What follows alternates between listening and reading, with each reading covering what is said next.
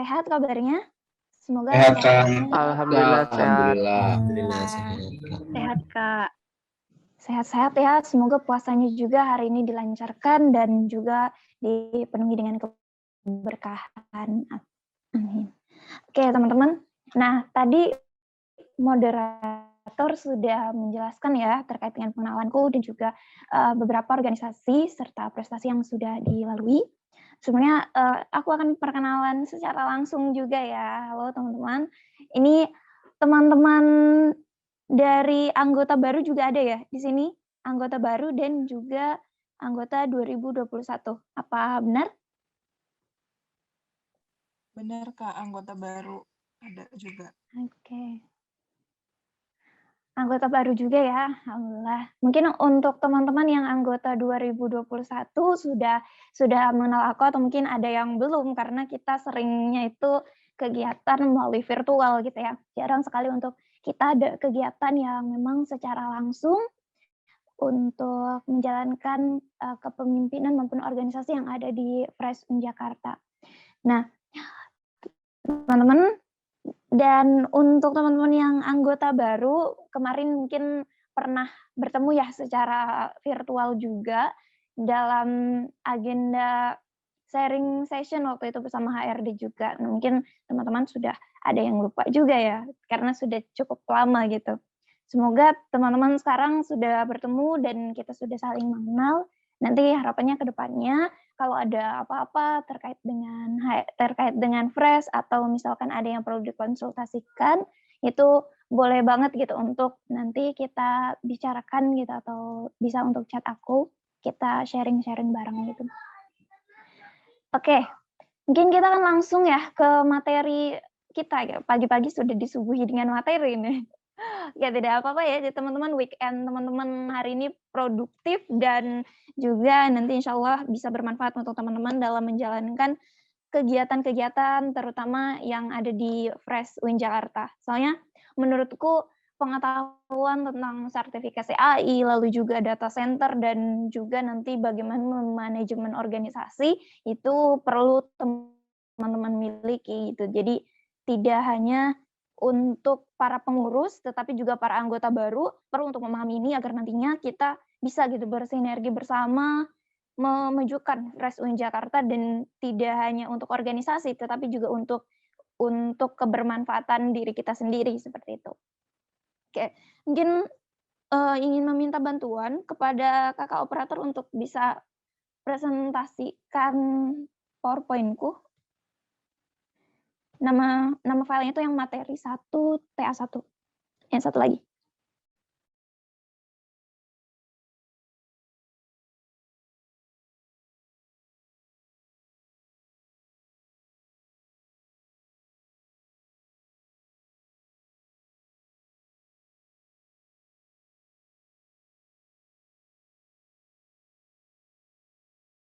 Oke. Nah, berikut materi kita nih, pagi-pagi kita sudah akan mengetahui sertifikasi AI, lalu HRD data center, dan juga manajemen organisasi yang saya rasa penting gitu untuk kita mengetahui ini terlebih untuk semua ya, tidak hanya anggota, pengurus, alumni pun perlu memahami ini agar nantinya kita bisa bersinergi bersama gitu di Fresh UIN Jakarta. Oke. Bisa di next slide? Yap. Apa itu sertifikasi AI? Mungkin dari teman-teman sudah ada yang mengenal tentang sertifikasi AI? Ada yang sudah mengenal sebelumnya? Oke. Coba aku akan lihat di kolom chat. Belum, Kak. Oke, ada yang belum ya. Oke, teman-teman, sertifikasi AI ini bukan artificial intelligence ya, tapi AI ini yaitu agenda intelektual. Kayak apa sih sertifikasi AI itu? Mungkin bisa di next slide.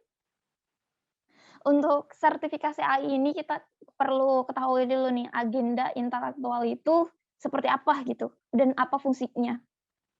Boleh di next slide, Kak? Oke. Nah, Kalau dari pengertiannya, sebenarnya agenda intelektual itu berupa silabus untuk pengkaderisasian teman-teman gitu. Jadi ini wajib dipenuhi oleh seluruh anggota, yang isinya itu berupa daftar kegiatan, tes, tugas, dan hal-hal yang memang wajib untuk diikuti.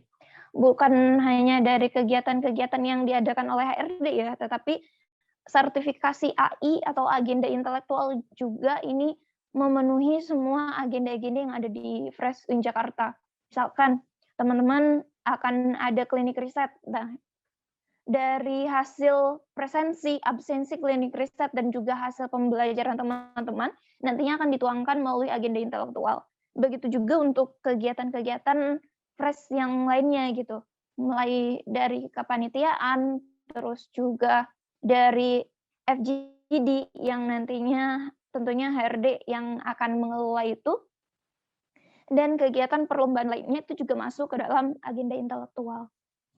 Oke, sebenarnya untuk agenda intelektual ini sudah ada silabusnya yang memang dari alumni ya. Dari alumni itu sudah mengesahkan untuk adanya sertifikasi AI melalui agenda intelektual ini.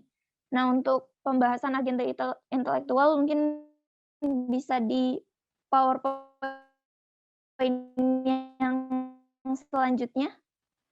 Ya bisa di-close dulu yang ini, yang tadi sudah dipresentasikan di awal.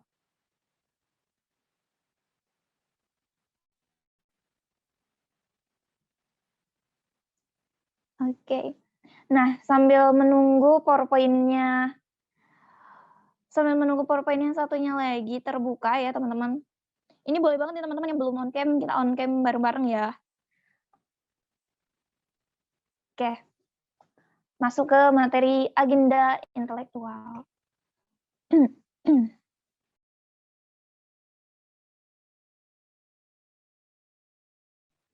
Nah, sebelum masuk ke agenda intelektual, pasti teman-teman ketika mengikuti organisasi Fresh sudah tahu ya, Fresh itu apa, dan juga kegiatan-kegiatannya nanti ngapain aja, tujuannya apa gitu. Pasti ya teman-teman ketika mengikuti suatu organisasi sudah ada tujuannya gitu. Ya, aku berharap sih teman-teman ketika mengikuti Fresh ini nggak hanya sekedar ikut-ikutan gitu, entah ikut-ikutan teman atau mungkin melihat orang lain gitu. Tetapi memang itu juga bisa dijadikan suatu alasan, tetapi ketika teman-teman sudah masuk ke lingkungan Fresh UIN Jakarta, artinya teman-teman sudah siap gitu untuk kita belajar bareng, terus memanfaatkan semua fasilitas-fasilitas yang diberikan oleh Fresh dan juga teman-teman belajar banyak di Fresh.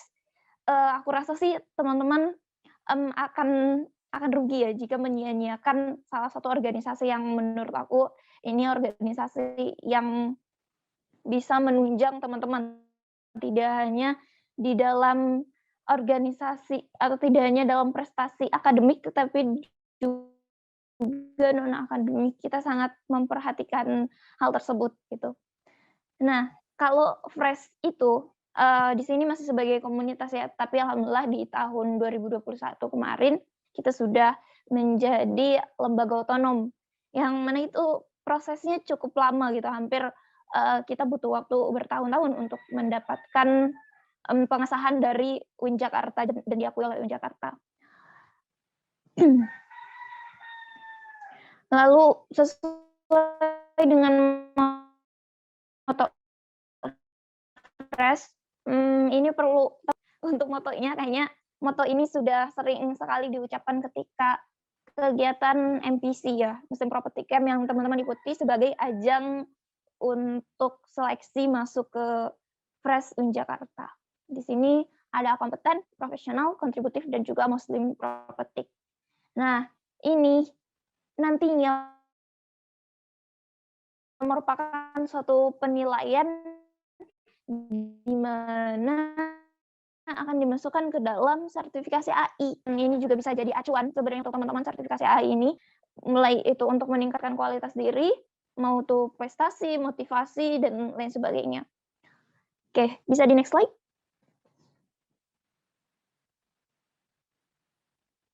Nah, masuk ke tujuan. tentu ya adanya sertifikasi AI ini nggak lepas dari tujuannya itu apa sih gitu. Nah, ini dia tujuannya dari sertifikasi AI yang perlu teman-teman ketahui gitu, semua perlu ketahui. Jadi memang kalau sertifikasi AI ini, proses kaderisasi sertifikasi AI seharusnya ya tidak mendapatkan sertifikasi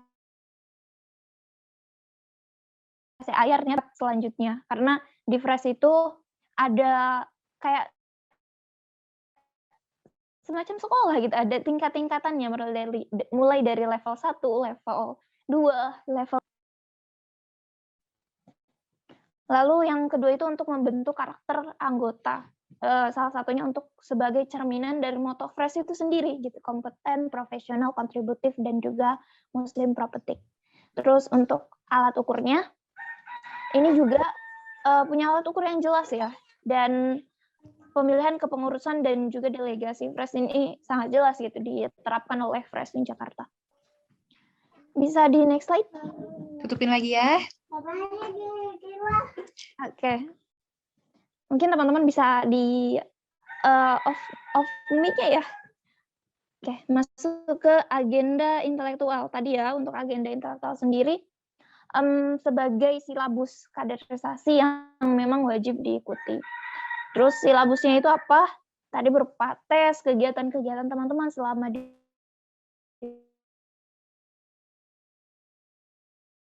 Nah, kalau memang setiap levelnya itu diselenggarakannya itu oleh HRD, terus untuk syarat peserta ini diikuti, memang untuk syaratnya itu harus mengikuti seluruh poin-poin yang ada di sertifikasi AI. Bisa di next slide? Mungkin teman-teman juga bisa membaca juga ya.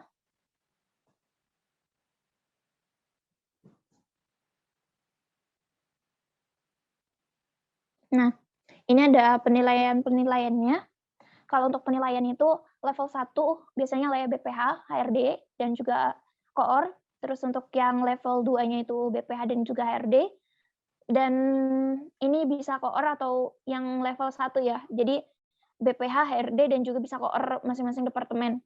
Terus kalau untuk level 2 ini wajib oleh BPH dan HRD. Terus untuk yang level 3 ini dilakukannya oleh Sekretaris Umum dan juga BPH Dewan Alumni. Jadi memang setiap tingkatan kita nggak semena-mena memberikan nilai kepada teman-teman gitu, memberikan nilai, tetapi juga dari penilaiannya itu si orang yang menilainya itu juga dilihat dari kompetensinya dan juga sudah ada di level berapa gitu mereka pantas untuk menilai teman-teman. Lalu untuk ini juga bisa dalam bentuk ujian atau penilaian hasil saja gitu. Untuk poin-poinnya bisa di next selanjutnya. Mungkin nanti untuk sertifikasi AI ini terutama untuk PowerPoint-nya bisa di-share juga ya ke teman-teman soalnya ini sudah memang vakum apa ya namanya? Sudah memang saklek gitu dari para alumni ini hasil dari diskusinya alumni yang memang alhamdulillahnya kita tinggal mengikuti gitu, sudah ada dan kita tinggal menjalankan yang memang sudah ada ketentuannya. Nah, kurang lebih ini untuk level 1. Jadi kalau untuk level 1 ini ada untuk teman-teman anggota wajib mengikuti alur kaderisasi baik pemenuhan kompetensi. Jadi biasanya dalam MPC, jadi level 1 teman-teman akan masuk ke level 1 ketika teman-teman mengikuti MPC. Dan yang ada di sini sudah pasti ya, teman-teman semua mengikuti MPC, berarti nanti ketika teman-teman masuk, teman-teman sudah ada di level 1. Nah, kalau untuk level 2, ini alurnya itu ada perbandingannya ya, mulai baik itu level 2, level 3, jadi sudah ada perbandingannya. Ini kalau untuk level 1 itu porsinya ada 55 untuk kompetensi, 15 profesional, kontribusinya 15, dan muslim prophetic-nya 15. Terus bisa dilihat juga di sini perbedaannya. Kalau untuk yang level 2 ada 40 untuk kompetensinya, 20 untuk profesionalnya, kontribusi 20, lalu MPC-nya juga 20. Disusul level 3 ada ini, di level 3 kita lebih mengedepankan kontribusi dan juga Muslim property. Ada perbandingannya 20, 20, 30, 30. Jadi ini bisa jadi acuan untuk teman-teman nih, di level 1 kira-kira teman-teman harus ngapain. Berarti di level 1 teman-teman harus lebih memperbanyak kompetensi dan juga profesionalitas gitu. Nanti di level 2 yang lebih dibanyakinnya itu kontribusi, terus di level 3 nantinya kontribusinya yang nanti akan dilihat dan juga Muslim property-nya gitu. Di next selanjutnya. Slide selanjutnya. Nah, ini untuk jenjang agenda ya, untuk kaderisasinya. Jadi ada anggota istimewa, pengurus tingkat 1 sama pengurus tingkat 2. Sebenarnya anggota istimewa ini pada kemarin ya untuk anggota istimewa ini sebenarnya karena ada beberapa anggota yang memang dia tidak masuk ke dalam kepengurusan gitu sebagai anggota. Jadi masuknya ke anggota istimewa, tapi di sini bisa di agenda intelektual 1 ini untuk teman-teman anggota baru, terus untuk pengurus tingkat 1 ini untuk teman-teman yang memang sudah ada di level 2, agenda intelektual 3 untuk teman-teman pengurus terutamanya yang ada di level 3. Jadi kalau di fresh itu kepengurusan ada 2 kali, atau 2 tahun tingkat 1 dan juga tingkat 2. Oke, bisa di next slide. Nah, ini nih yang terpenting untuk teman-teman ketahui, terutama untuk dari frekuensi terus poin-poinnya. Kira-kira ini yang nanti bakal jadi penilaian. Nah, sebenarnya ini adalah bocoran untuk teman-teman. Kira-kira harus ngapain aja sih selama di press itu? Salah satunya ini, ada beberapa yang perlu teman-teman ikuti. Jadi untuk teman-teman yang hari ini hadir di training anggota 1 terus melihat adanya sertifikasi AI gitu atau poin-poin yang ada di sertifikasi AI, ini bisa untuk menjadi acuan teman-teman, kira-kira di fresh itu mau ngapain sih gitu, di fresh itu nanti ngapain aja gitu, dan apa yang perlu didapatkan ketika sudah ada di fresh gitu. Nah, ini ada FGD, untuk FGD mungkin teman-teman untuk poinnya bisa dicek ya, kurang lebih seperti itu. Terus juga untuk kompetensinya itu yang pertama ada FGD, kedua membuat esai. Membuat esai ini bisa dalam kegiatan juga gitu, kegiatan yang ada di ministry untuk membuat esai ini bisa juga ketika teman-teman mengikuti kegiatan klinik riset, terus ikut seminar, workshop, training, disiplin ilmu, ini juga bisa jadi poin kompetensi. Misalkan workshop internasional gitu atau teman-teman menjadi pemateri di seminar gitu, itu bisa juga sebagai kompetensi teman-teman. Terus bedah buku atau jurnal, jadi nanti mungkin di tahun ini apakah akan ada gitu bedah buku, seharusnya ada ya nanti, atau jurnal, jadi hal wajib yang perlu ada di Fresh UIN Jakarta. Lalu workshop departemen serta bahasa, tes bahasa.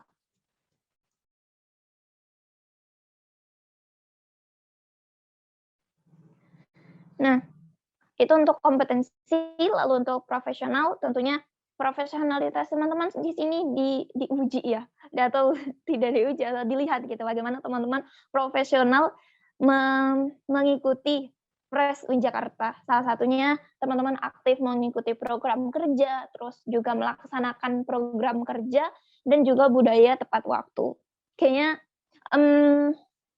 budaya ngaretnya Ciputat itu mungkin teman-teman mahasiswa baru belum paham ya, tapi semoga aja teman-teman sudah dibekali gitu bahwasanya budaya untuk tepat waktu itu penting sekali dan ini juga diterapkan di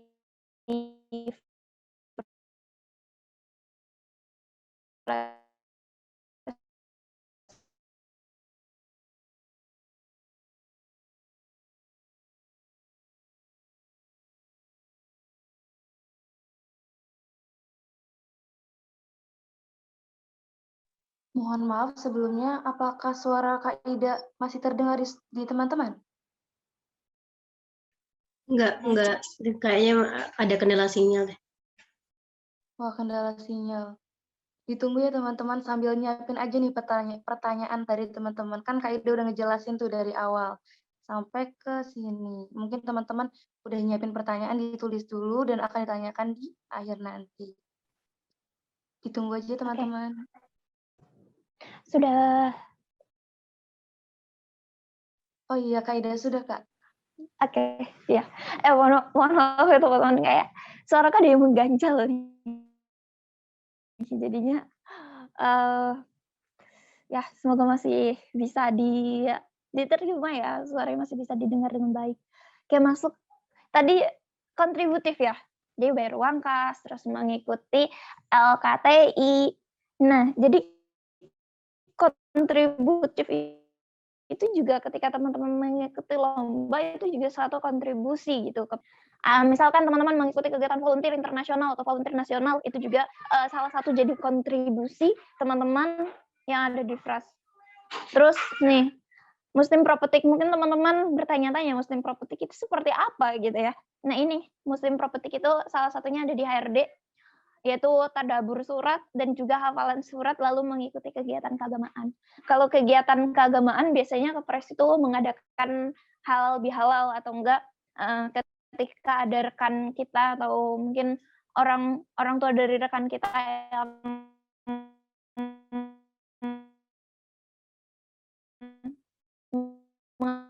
mengalami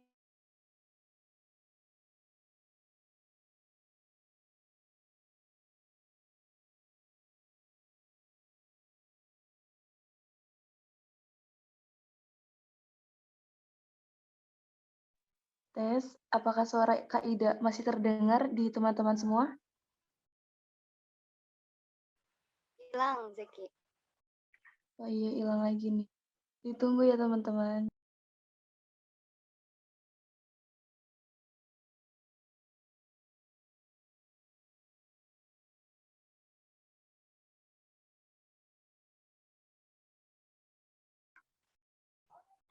Oke, sepertinya koneksiku kurang stabil ya. Keluar masuk. Oke, nggak apa-apa. Kalau operator mungkin bisa di next slide. Nah, slide berikutnya. Untuk kegiatan tadi untuk level 1, level 2 nih untuk teman-teman para pengurus, terutama pengurus yang memang sekarang baru gitu. Nah, untuk pengurus di sini kompetisinya sama ya, teman-teman mengikuti FGD, terus esai, workshop, bedah buku, terus tes bahasa juga. Lalu kalau untuk level 2 ini jenjangnya memang lebih banyak lagi. Kenapa? Karena semakin naik level teman-teman, artinya teman-teman sudah layak gitu untuk menerima materi-materi yang lebih baik lagi gitu untuk meningkatkan kapasitas. Kalau yang pembedanya dari level 2 ini ada di KSP atau KSU. Jadi kontribusi perlu adanya kolaborasi, baik itu kolaborasi kegiatan maupun hanya sekedar sharing-sharing kegiatan mereka apa, kegiatan kita apa, siapa tahu nanti ke depannya akan ada yang bisa dikerjasamakan. Kayak gitu. Terus kalau kontributifnya apa?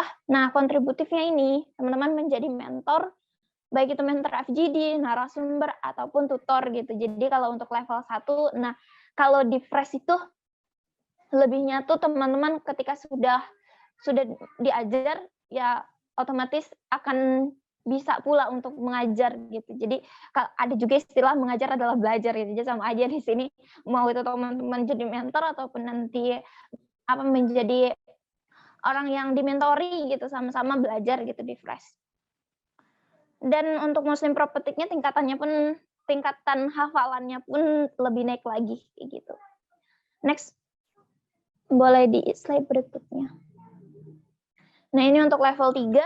Kalau level 3 masih sama dengan level 2, tapi teman-teman biasanya membuat pedoman pelaksanaan program kerja. Ini biasanya dilakukan oleh pengurus-pengurus yang memang misalkan sebagai head of ministry ataupun sebagai deputy of ministry atau presiden itu sendiri gitu. Jadi wajib membuat pedoman pelaksanaan program kerja. Hafalan suratnya pun juga meningkat ya. Jadi nggak hanya jadi selama 1 tahun teman-teman di Fresh, teman-teman sudah hafal 1 juz Al-Quran gitu, kayak gitu. Jadi nggak hanya teman-teman belajar tentang menulis, tetapi teman-teman juga belajar cara manajemen organisasi, terus cara untuk mendapatkan prestasi, mulai dari ikut lomba, terus cara meningkatkan nilai-nilai akademik teman-teman, karena nanti kita akan bahasnya di data center gitu, ada beberapa poin yang perlu teman-teman penuhi.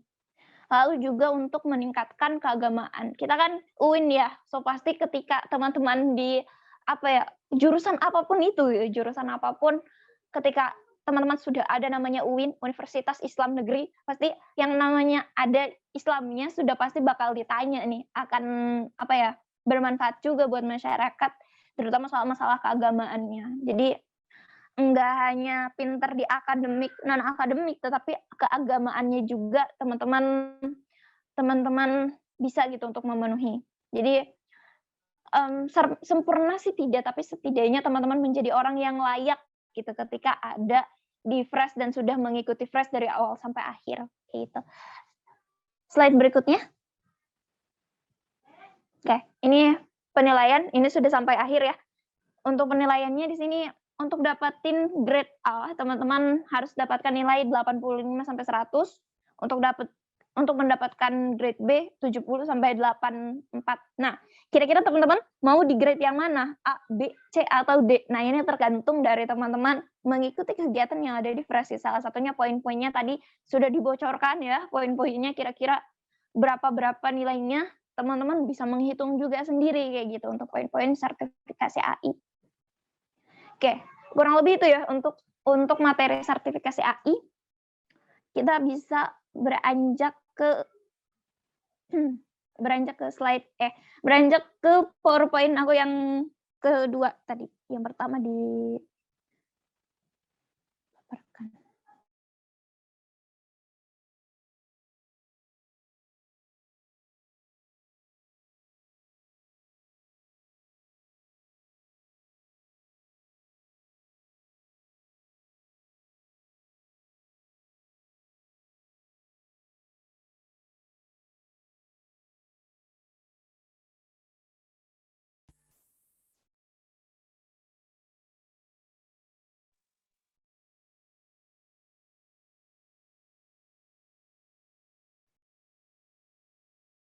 Mohon maaf Kak Ida, sepertinya masih di mute.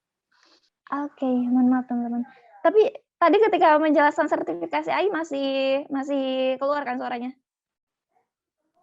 Belum Kak, dari HRD Data Center belum ada penjelasan. Oh ya, oke. Oke, untuk HRD Data Center. Teman-teman, kita untuk pertanyaan di akhir saja kali ya. Jadi kita langsung masuk ke HRD Data Center. Memang materinya cukup nggak banyak sih menurutku, tapi ini menurutku perlu teman-teman ketahui agar nanti ketika teman-teman mengikuti kegiatan Fresh sudah nggak bimbang lagi nih, aku di Fresh ngapain sih gitu, terus di Fresh itu nanti belajar apa sih. Nah nanti ketika ada orang yang bertanya kepada teman-teman udah tahu nih di Fresh itu ngapain aja gitu. Nah kalau untuk HRD Data Center, sebenarnya HRD Data Center ini program kerja baru yang ada di 2021. Jadi kenapa adanya data center ini? Karena kita di tahun 2021 ini memang ingin sekali adanya sertifikasi AI. Nah, perlu teman-teman ketahui bahwasanya sertifikasi AI ini rencananya sudah ada dari ketika pembentukan Fresh UN Jakarta itu sendiri. Tetapi implementasinya atau adanya sertifikat yang diberikan kepada anggota itu hanya baru di tahun 2021. Nah, artinya apa gitu? Berarti masih banyak hal-hal yang perlu kita evaluasi gitu dari tahun ke tahun untuk kegiatan Fresh ini. Tapi alhamdulillahnya maka dari itu nih waktu HRD 2021 dibentuklah data center. Ini fungsinya untuk apa? HRD Data Center ini. Jadi nanti untuk menunjang agenda intelektual dan juga untuk menunjang kebutuhan-kebutuhan ministry, tidak hanya ministry HRD saja itu, tetapi ministry lainnya, dan juga untuk administrasi. Sebenarnya kan untuk kegiatan untuk kebutuhan administrasi itu juga sudah ada backup-nya dari sekretaris HRD itu dari sekretaris BPH gitu ya, atau sekretaris Pres Jakarta. Tapi di sini HRD mungkin tidak bisa teman-teman cari gitu di Fresh itu sendiri. Oke, jadi tujuannya itu untuk apa? Jadi baik itu untuk anggota, pengurus, dan juga alumni ya, tetapi untuk alumni mungkin nanti sesuai kesanggupan dari, misalnya tidak mewajibkan, tetapi yang paling wajib itu harus ada data center dari anggota maupun pengurus, kayak gitu.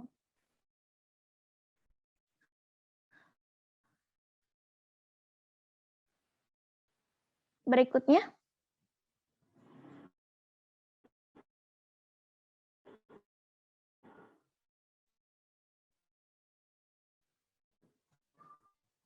Ya. Nah, apa sih isinya gitu? Teman-teman hampir sama dengan yang lainnya, tetapi ada yang membedakan dari HRD Data Center itu sendiri.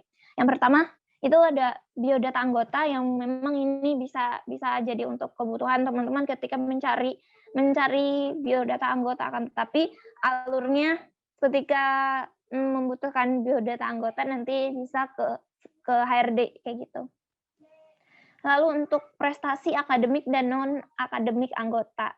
Nah, tadi kan di sertifikasi AI teman-teman diwajibkan untuk mengikuti perlombaan gitu, dan juga untuk aktif dalam kegiatan-kegiatan baik itu webinar, workshop, maupun itu jadi narasumber gitu atau hanya sebagai peserta gitu.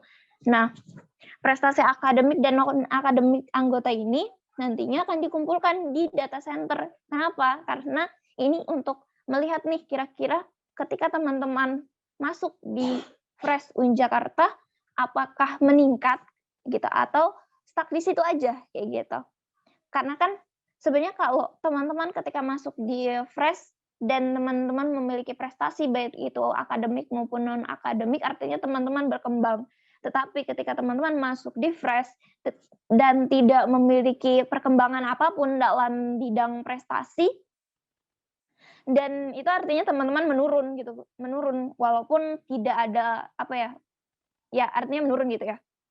Terus yang ketiga ada tes kepribadian anggota. Nah, kenapa adanya tes kepribadian anggota? Ini fungsinya untuk nanti kita bisa tahu nih, terutama HRD bisa tahu nih kira-kira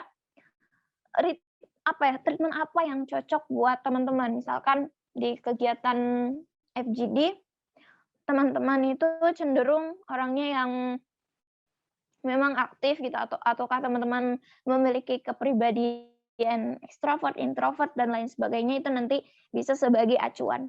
Nah, data center ini juga nggak hanya sebagai penampung data, tetapi misalkan teman-teman punya penelitian, studi kasusnya tentang Fresh UIN Jakarta, misalkan teman-teman ingin meneliti tentang gimana sih perkembangan anggota ketika mengikuti Fresh UIN Jakarta, apakah ada peningkatan atau penurunan. Nanti kalau teman-teman ingin meneliti, ada gitu data center ini menyuguhkan gitu apa yang teman-teman butuhkan kayak gitu. Slide berikutnya. Nah, tujuannya apa? Salah satunya yaitu pusat data. Jadi emang tadi untuk kebutuhan agenda intelektual sama controlling. Jadi teman-teman ketika masuk di Fresh dan ketika menjadi anggota Fresh apakah meningkat atau stuck di tempat kayak gitu. Jadi ketika sudah belajar di Fresh artinya teman-teman sudah mempersiapkan diri untuk oke, aku harus berprestasi baik itu non akademik, akademik, dan harus aktif gitu di kegiatan-kegiatan sebagai mahasiswa kayak gitu. Berikutnya. Nah, tadi ya ada biodata, IPK, prestasi, dan tes bahasa yang perlu teman-teman isi. Mungkin slide berikutnya. Oke. tadi kita sudah bahas tentang sertifikasi AI, poin-poinnya seperti apa, itu sebagai acuan untuk teman-teman atau acuan untuk teman-teman atau gimana cara teman-teman menjalani kegiatan teman-teman di Fresh. Nah, itu sudah tergambar di sertifikasi AI. Lalu juga untuk melihat program atau progres teman-teman ketika ada di Fresh itu ada di data center. Lalu gimana nih manajemen organisasinya itu sendiri? Tentu ya dalam suatu organisasi kayaknya nggak akan berjalan nih tanpa adanya manajemen organisasi yang baik. Nah, ini juga perlu teman-teman untuk pahami kira-kira manajemen organisasi yang baik itu seperti apa, lalu apa aja yang perlu teman-teman lakukan ketika ada di sebuah organisasi. Slide berikutnya. Nah, kurang lebih ini pengertian dari manajemen organisasi. Aku rasa sih inti dari manajemen organisasi itu kita sama-sama untuk bekerja di dalam suatu organisasi dan mengefektifkan sumber daya untuk mengefektifkan sumber daya untuk mencapai tujuan bersama.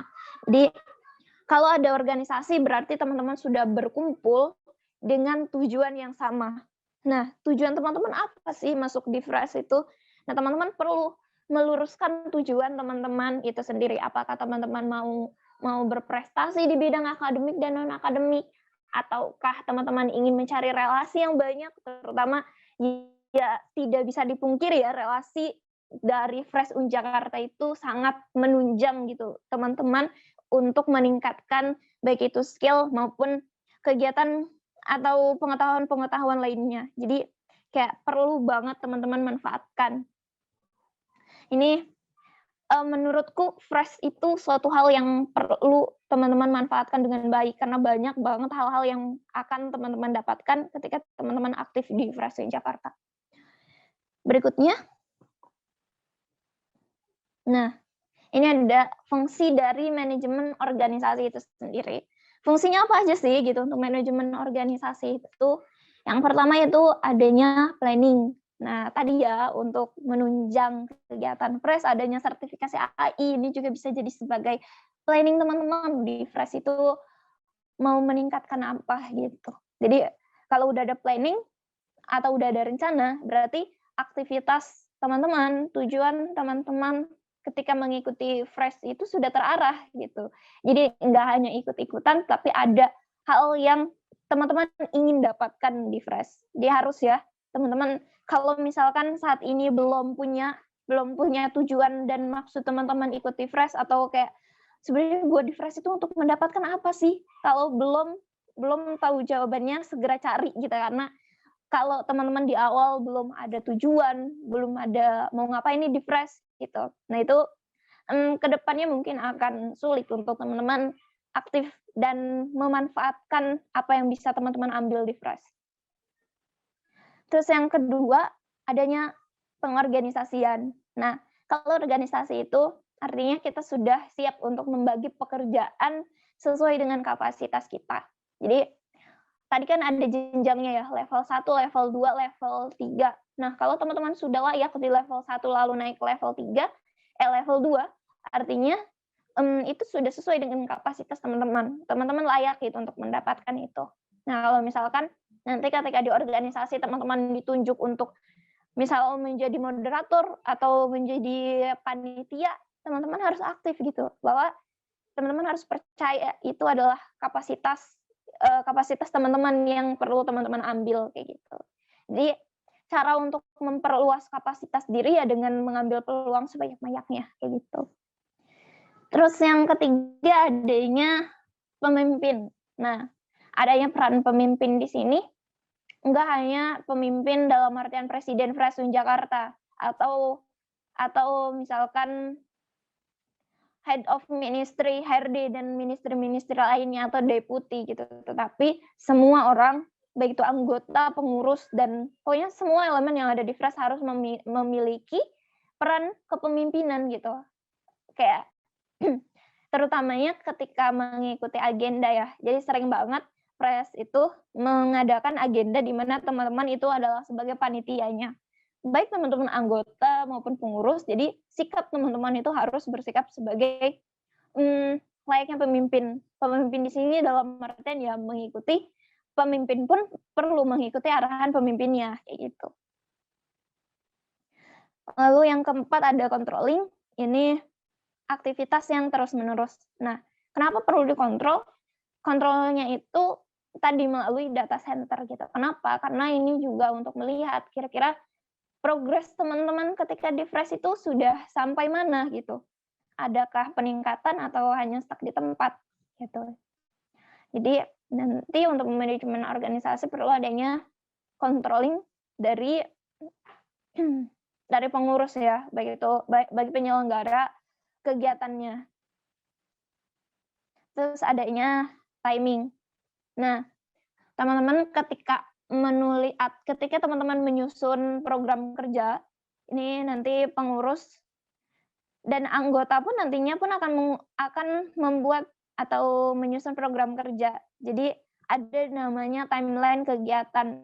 Nah, ini hal yang paling penting. Biasanya sih kegiatan-kegiatan fresh itu ada juga yang dadakan, ada juga yang memang sudah di-plan dari jauh-jauh hari. Nah, teman-teman perlu memaksimalkan waktu nih dan melihat juga apakah kegiatan itu bisa dilaksanakan dengan baik dalam jangka waktu 1 bulan atau mungkin berapa minggu. Teman-teman perlu gitu melihat itu. Kalau misalkan memang mepet karena agendanya terlalu padat, ya berarti waktunya harus dimaksimalkan. Begitupun ketika waktunya longgar, teman-teman harus memaksimalkan juga. Lalu yang terakhir, ini yang paling penting, ada budaya namanya saling memotivasi. Jadi salutnya aku ketika ada di fresh itu, teman-teman fresh itu selalu memberikan kita inspirasi dan juga motivasi. Dan ini yang perlu teman-teman ambil juga. Budaya ini perlu banget untuk dilanjutkan gitu, terutama tidak hanya ketika teman-teman mendapatkan prestasi atau ada teman lain mendapatkan prestasi lalu teman-teman termotivasi, tetapi ketika dalam kegiatan kepanitiaan pun.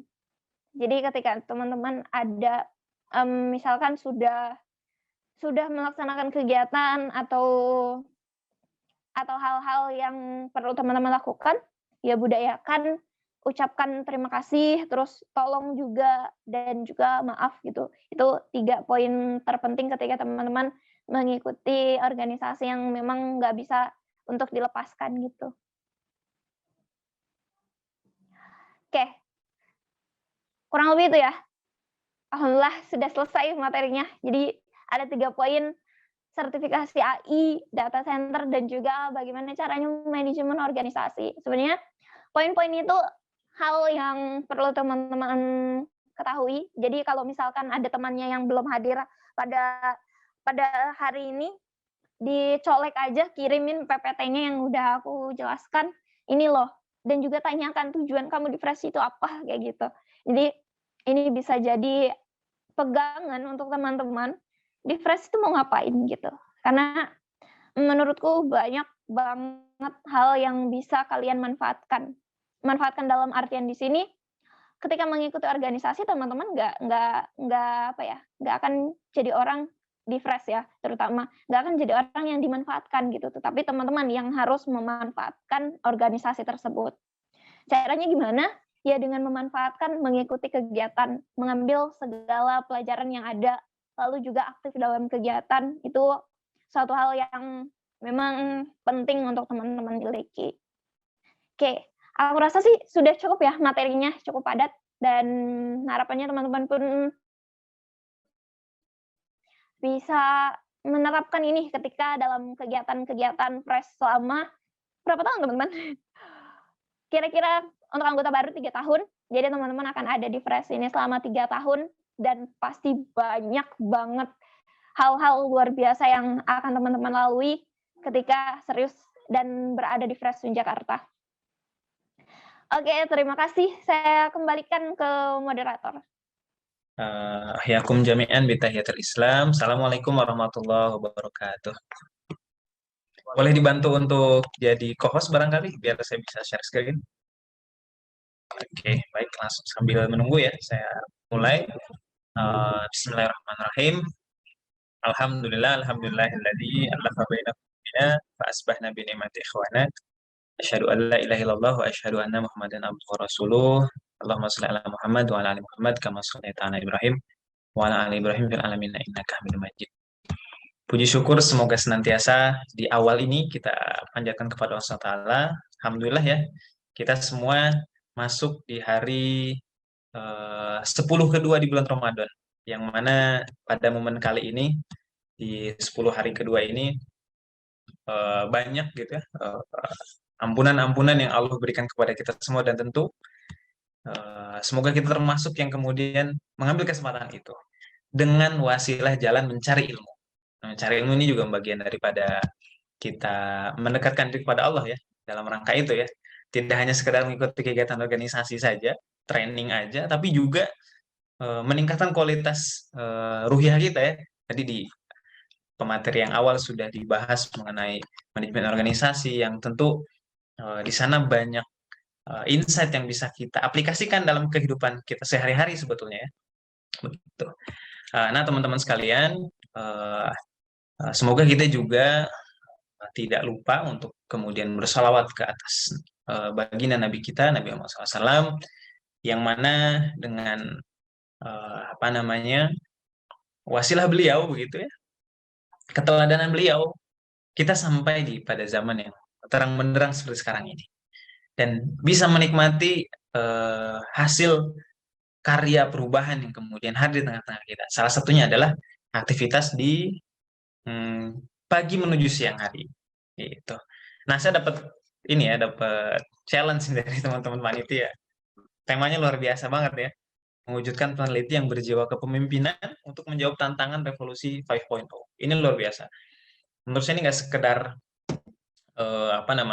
cuman tagline aja, tapi memang syarat makna di dalamnya.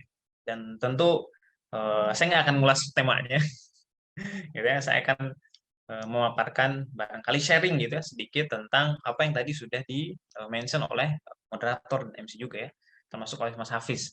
Assalamualaikum Mas Hafiz. Salam balik nih.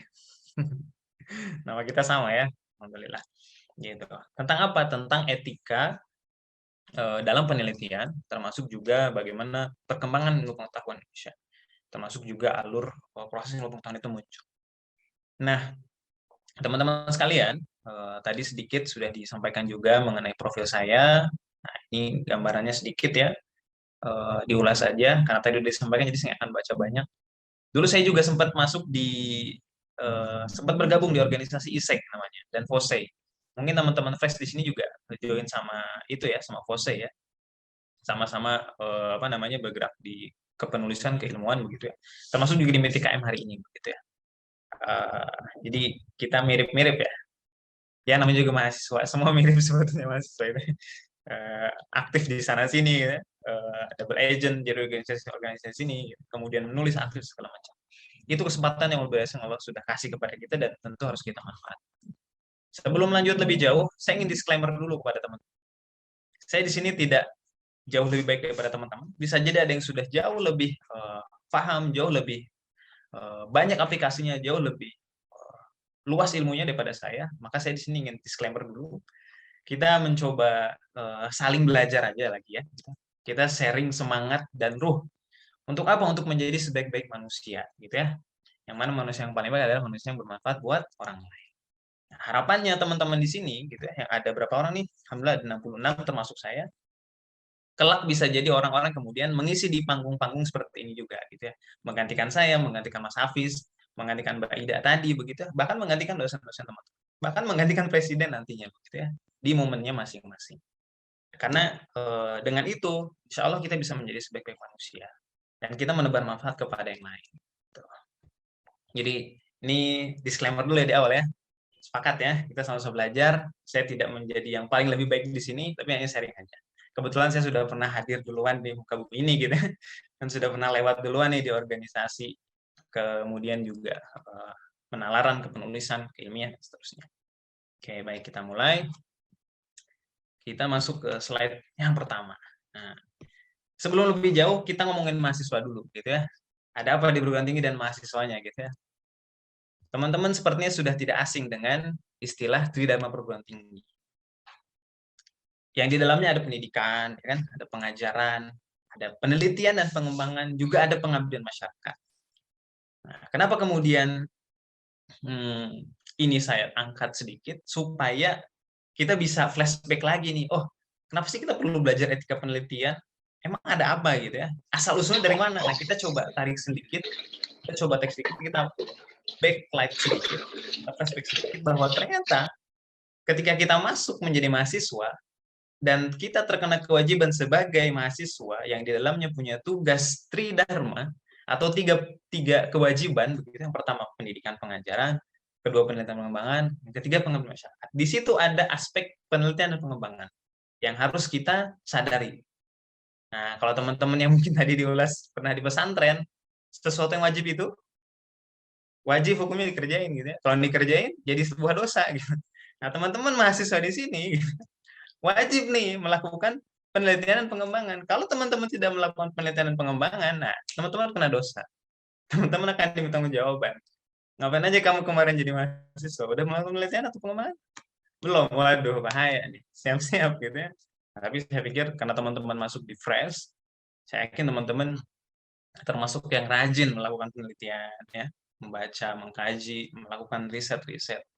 Dan tentu Tridharma Perguruan Tinggi ini kalau kita mengacu dari apa yang disampaikan oleh bapak-bapak menteri kita sebelum-sebelumnya, sebelum Mas Nadiem yang sekarang gitu, Mas Menteri Nadiem yang sekarang, Tridharma Tunggal ini punya tujuan, punya tugas perantara, yakni untuk menjadi center of excellence. Gitu. Nah, di kampus ini harus jadi inkubator excellences begitu. Harus muncul sesuatu yang kemudian luar biasa di situ. Gitu. Kalau kemudian di kampus belum muncul ini, belum bisa dikatakan sebagai kampus, belum bisa dikatakan sebagai perguruan tinggi. Gitu. Nah, yang satu lagi, ada apa di perguruan tinggi dan mahasiswanya? Ada Iron Stock. Apa itu Iron Stock? Iron Stock itu ya teman-teman. Gitu ya. Iron Stock itu resource yang sangat luar biasa. Yang akan sangat bermanfaat ketika itu diberdayakan secara maksimal. Seoptimal mungkin. Siapa itu? Itu teman-teman. Teman-teman sadar nggak kalau teman-teman itu sudah mungkin bahasa kompetitornya itu, bahasa kompetisinya itu mengalahkan apa? Mengalahkan banyak sekali orang yang ingin masuk ke universitas yang teman-teman sekarang sedang duduki. Teman-teman sedang menyemat gelar sebagai seorang mahasiswa, yang di situ banyak orang yang kemudian gugur, gitu, masuk di tahun berikutnya, gitu ya, berlomba sekuat tenaga, gitu ya, keluar duit nggak sedikit, gitu. Dan hari ini masuk, dan teman-teman ada Iron Stock itu. Teman-teman perlu menyadari posisi teman-teman sekarang. Kenapa ini perlu disadari? Karena pernah nggak teman-teman ingin melakukan sebuah perjalanan jauh, gitu ya, titiknya misalnya di Jakarta, tujuan teman-teman di Surabaya. Teman-teman tahu titik teman-teman di Jakarta, maka teman-teman akan naik kendaraan dari Jakarta menuju Surabaya. Tapi kalau teman-teman tidak tahu titik teman-teman ada di mana, tiba-tiba teman-teman disuruh ke Surabaya, akan susah untuk bisa menggapai tujuan teman-teman pergi ke Surabaya. Ini hal yang sederhana. Nah, dari Center of Excellence, ketemu Iron Stock, ketemu teman-teman, ketemu tugas tanggung jawab tadi, muncullah tujuan pendidikan tinggi. Ini tujuan pendidikan tinggi nanti bisa teman-teman baca ya di undang-undang ya. Saya coba ulas sedikit di slide berikutnya. Tapi nggak akan saya bahas banyak, hanya saya kasih highlight sedikit nih ya. Yang saya tebelin ini tujuan pendidikan tinggi. Menurut Undang-Undang Nomor 12 Tahun 2012. Gitu ya. Jadi luar biasa banget nih tujuan pendidikan tinggi yang kemudian diharapkan itu. Ketika teman-teman masuk ke kampus gitu ya, teman-teman dikasih tujuan nih sama negara. Untuk apa? Untuk menjadi 4 poin ini. Poin A, poin B, poin C, dan poin D. Banyak tuh. Kalau di highlight yang pertama, beriman dan bertakwa kepada Tuhan Yang Maha Esa. Berakhlak mulia. Catat ya. Sehat, berilmu, cakap, kreatif, mandiri, terampil, kompeten, dan berbudaya untuk kepentingan bangsa. Itu yang pertama. Yang kedua, menguasai cabang ilmu pengetahuan dan atau teknologi untuk memenuhi kepentingan nasional dan peningkatan daya saing bangsa. Ketiga, dihasilkannya melalui penelitian dan memperhatikan dan menerapkan nilai humaniora agar bermanfaat bagi kemajuan bangsa. Kemajuan peradaban, serta kesejahteraan umat manusia. Yang keempat, terwujudnya pengabdian kepada masyarakat berbasis penalaran dan karya penelitian yang bermanfaat dalam memajukan kesejahteraan umum dan mencerdaskan kehidupan bangsa. Luar biasa banget ya, tugas seorang mahasiswa. Dan ini hadir loh, ini serius beneran nempel ke teman-teman, nggak sekedar cuma undang-undang gitu.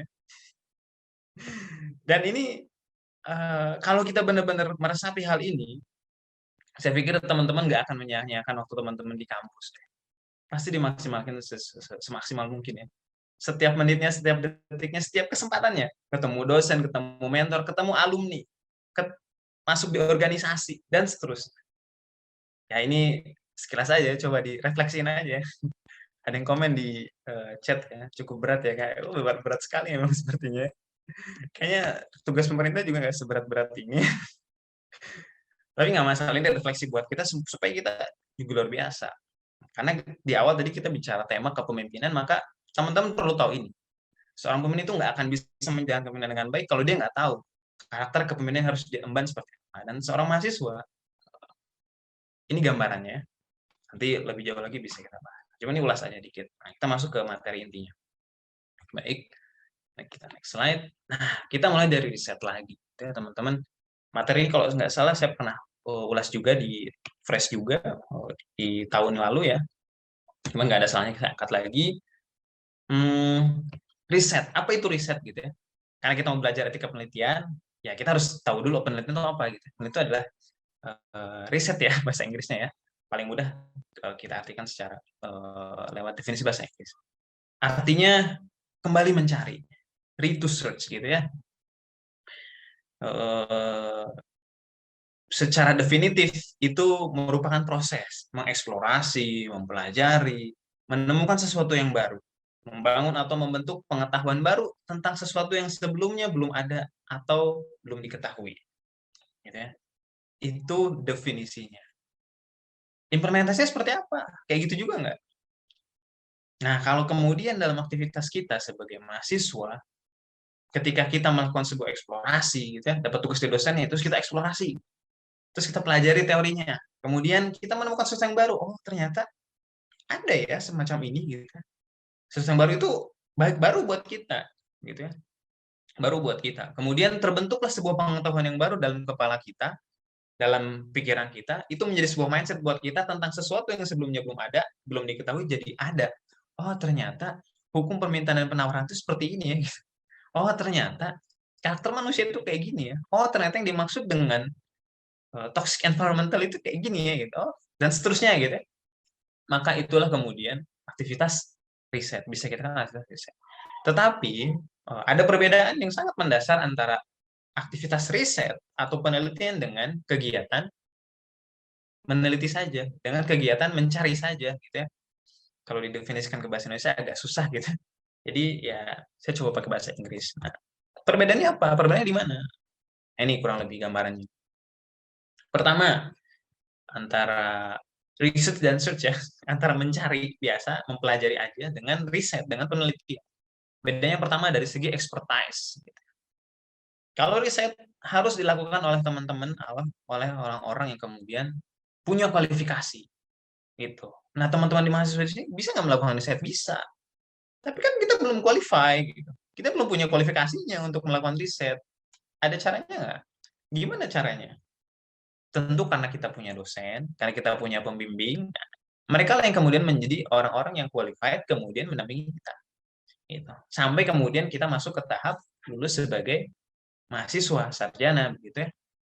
Nah, barulah kita kemudian punya kualifikasi di situ. Tapi kualifikasinya belum dalam ya. Mungkin baru tampak kulitnya aja gitu. Atau mungkin ada beberapa teman-teman yang sudah sangat luar biasa effortnya, berjuang maksimal di kampus, akhirnya bisa mengalahkan dosen-dosennya, itu luar biasa. Dan teman-teman sudah punya kualifikasi di situ ya. Meskipun secara lembar ijazah belum gitu ya. It's okay. Saya punya adik kelas, punya teman-teman, bahkan ada senior-senior yang seperti itu gitu. Mereka jauh melampaui kemampuan dosen-dosennya gitu. Akhirnya dosen-dosennya sangat support maksimal gitu. Bahkan dosennya juga berharap, kamu harus bisa jauh lebih baik daripada saya. Saya kemarin cuma bisa lulus LPDP di Indonesia dalam negeri, kamu harus bisa keluar negeri. Ada yang macam itu juga disupport gitu. Nah, kurang lebih seperti itu. Dari segi expertise-nya kayak gitu ya. Kalau biasa, kalau cuman mencari, mempelajari begitu ya, ya nggak perlu ada kualifikasi. Siapa aja bisa ya. Bahkan makanya kenapa, mungkin ini satu hal yang kemudian lucu di Indonesia atau bahkan di dunia akademik, kadang orang-orang yang tidak punya kualifikasi lewat sertifikat begitu ya, dibuktikan dengan portofolio ijazah gitu atau kemudian sertifikasi, itu tidak dianggap mempunyai kualifikasi. Padahal mereka sudah hidup puluhan tahun dengan profesinya itu, misalnya petani. Pernah dengar nggak isu masalah petani yang kemudian dia itu sudah puluhan tahun menjadi petani, kemudian dia mengembangkan satu benih yang luar biasa, malah dipidana ini. Kadang-kadang yang seperti itu karena dianggap tidak punya kualifikasi, akhirnya dipidanakan. Dan kemudian banyaklah dibuat hal yang macam gitu ya. Nah, itu sedikit aja. Kemudian yang kedua, dari segi goals-nya gitu ya, kita sudah coba ulas tadi bahwa goals dari aktivitas penelitian itu untuk menyimak sesuatu hal yang baru begitu ya, mengidentifikasi sebuah fakta begitu ya, kemudian informasi, akhirnya jadi knowledge, jadi pengetahuan, jadi base pengetahuan. Dia jadi pijakan kita untuk kemudian melangkah ke depan gitu ya. Kalau sekedar mencari, ya menemukan sesuatu itu selesai gitu ya. Kacamata saya hilang, oh cari di mana? Oh ada di sana, selesai. Tapi misalnya kacamata yang nilainya 1 miliar gitu. Kemarin kayaknya dirampok gitu. Nah, proses mencarinya itu yang kemudian luar biasa. Itu bisa jadi dikatakan sebuah riset karena nanti melibatkan ahli-ahli ya, detektif dan segala macam lain. Durasi dari segi waktu ya penelitian, kalau penelitian panjang gitu, kalau sudah mencari ya biasanya singkat sedikit gitu ya, nggak lama ya, kita baca selesai cukup. Kemudian dari segi proses gitu ya, kalau penelitian tuh punya step-stepnya, punya bagian-bagiannya, punya stage-stage-nya gitu. Ada checkpoint, oh ini checklist beres, ini checklist beres, dan harus diikuti tahap-tahap. Supaya apa? Supaya tersusun kerangka berpikirnya gitu. Kan teman-teman yang sekarang kuliah di sarjana gitu, di strata sarjana, itu juga sebetulnya kan dominan outputnya itu untuk kemudian merancang kerangka berpikir gitu.